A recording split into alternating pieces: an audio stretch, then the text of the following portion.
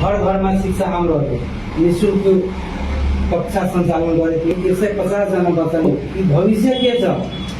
पढेनौँ भने के हुन्छ सोच गरेको त्यसको हाम्रो जुन टिम थियो त्यो टिमले एउटा डिसिजन लियो कि कम्तीमा यी बच्चाहरूले चाहिँ एक्स्ट्रा क्लास दिनुपर्छ किनभने अहिलेको जुन हाम्रो मलामको जुन यो अवस्थाहरू छ अहिलेको र 5 साल पछिको जुन अवस्था हुन्छ त्यो धेरै गरिने त्यही अवस्थालाई सुधार गर्नको लागि चाहिँ हामीहरूले यो अभियान चलाएको छौँ घर घरमा शिक्षा हाम्रो त्यही अभियानका क्रममा हामीहरूले चाहिँ निःशुल्क कक्षा सञ्चालन गरेको थियो 4 वार्डमा एक सालमा कम्तीमा हामीहरूले चाहिँ 150 जना बच्चाले निःशुल्क तालिम दिएको त्यसमा हामीहरूले चाहिँ त्यो बच्चालाई बुझाउँछौँ हेराउँछौँ कि भविष्य के छ पढेनौँ भने के हुन्छ यिनीहरूको गार्जियनले के गरिरहेको छ कति पीडा झेलिरहेको छ यिनीहरूको गार्जियनले नपढेर के गरिरहेछ उनीहरूले पढ्छ भने के हुन्छ हैन त्यसैको लागि हामीले चाहिँ तिनीहरूले चाहिँ भविष्य हेराइरहेको कि तिनीहरू 0 लेभलबाट स्टार्ट गर्दाखेरि कहाँदेखि कहाँसम्म पुग्छ तर प्रयास त गर्नु पर्यो अब हेर्नु हामीहरूले चाहिँ जम्मा यहाँ 22 वटा बच्चाहरूको नामाङ्कन गराएको तर अहिले हेर्नु सबभन्दा ठुलो समस्याहरू यहाँ आएको छ 6 जना गार्जियनमा सबभन्दा ठुलो कमिसन गरिन्छ हाम्रो जुन त्यो शिक्षाको विकास नहुनुको कारण त्यही हो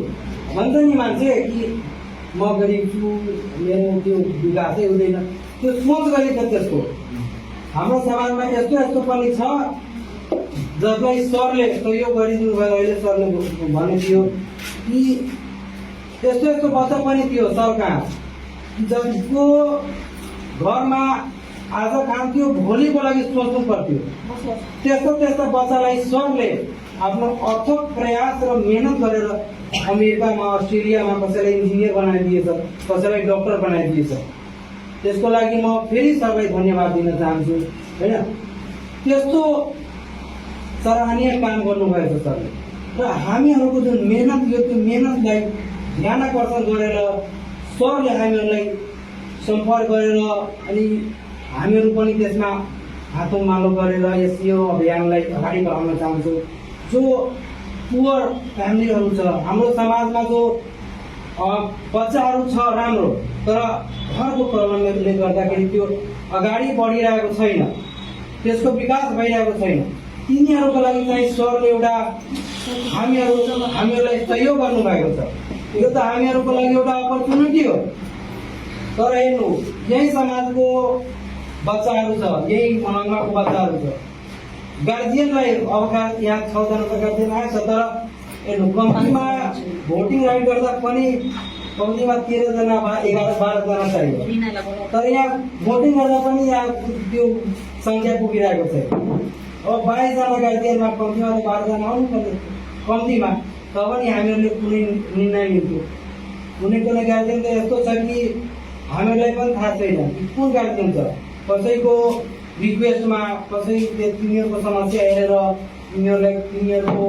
बच्चाहरूको स्टुडेन्टहरूको नाम एडमिसन गराएको छ हामीहरूले तर आज म हेरिरहेको छु कि धेरै जसो गार्जियनहरू आएको छैन कम्तीमा यहाँ गार्जियन आउँथ्यो त्यो विद्यार्थी आउँथ्यो तब पनि हामीहरूलाई थाहा पाउँथ्यो कि त्यो मान्नु कि कुनै बच्चाले जसरी उहाँ सरले एउटा क्वेसन उठाउनु भयो कि मेरो भाइ छ त्यो घरमा पढ्दैन त त्यो त्यहाँ आउँछ यहाँ आउँथ्यो बिचमा आउँछ तब पनि हामीहरूलाई थाहा हुन्छ कि तब पनि त्यसलाई पनि अलिकति त्यो लज्जा लाग्छ डर लाग्छ कि भोलिका दिनमा आउँदिन भने फेरि यही मञ्च मलाई त्यो उभाएर सरले डाँट लगाउँछ त्यस्तो माहौल क्रिएट गर्नु पर्यो नि हामीहरूलाई जसरी हामीहरूको के छ भन्नु न अहिले यहाँ छु हामीहरू नगए पनि त हुन्थ्यो नि किन हामीहरू यहाँ आएछ समाजमा केही परिवर्तन हुनु पर्यो एक त मलामाको यस्तो अवस्था भइहालेछ कि कोही पनि गार्जियन जो राम्रो गार्जियन छ त्यो मलामाको अवस्था हेरिरहेको छु कि यहाँ राख्दैन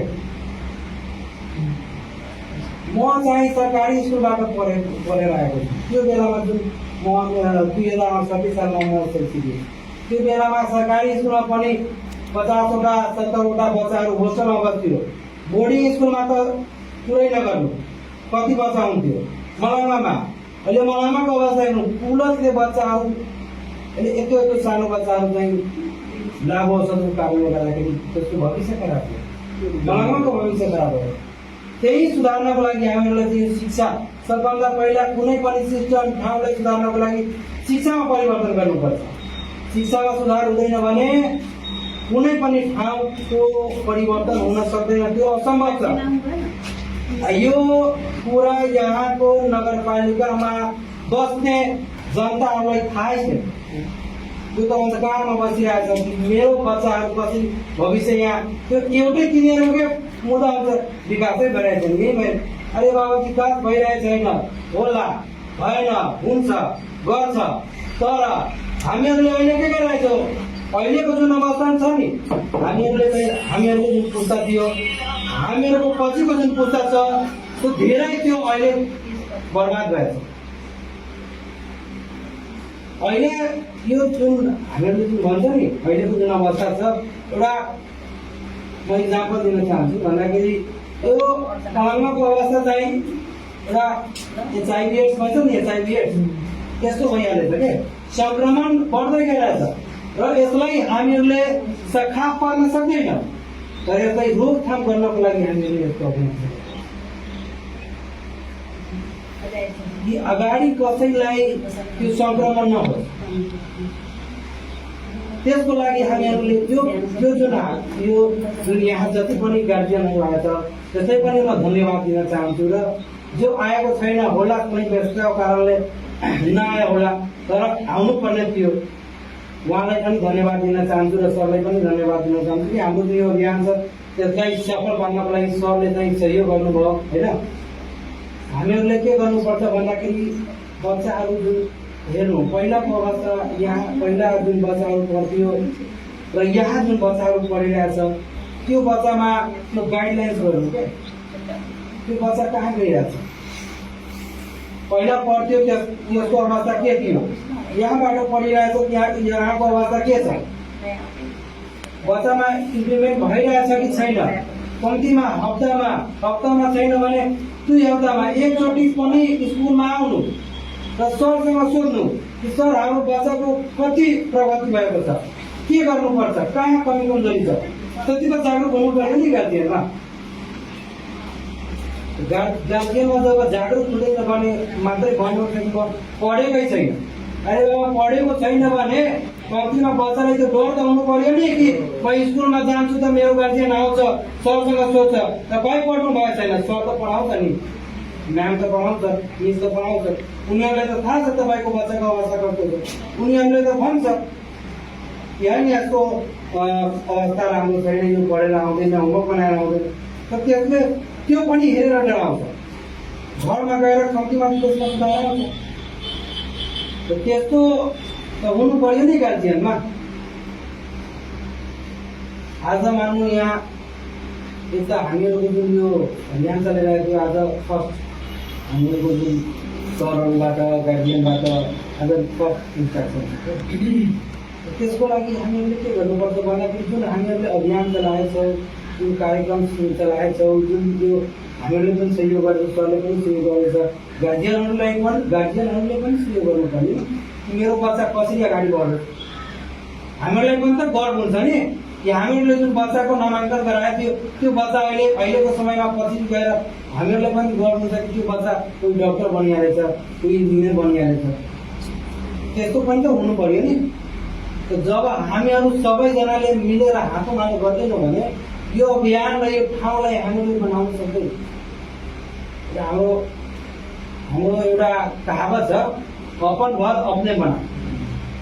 है यो आफ्नो घर छ क्या, यसलाई सुधार्नु पर्यो हामीहरूले सबैजनाले मिलेर होइन। यही भन्दै म आफ्नो धन्यवाद सबैजना।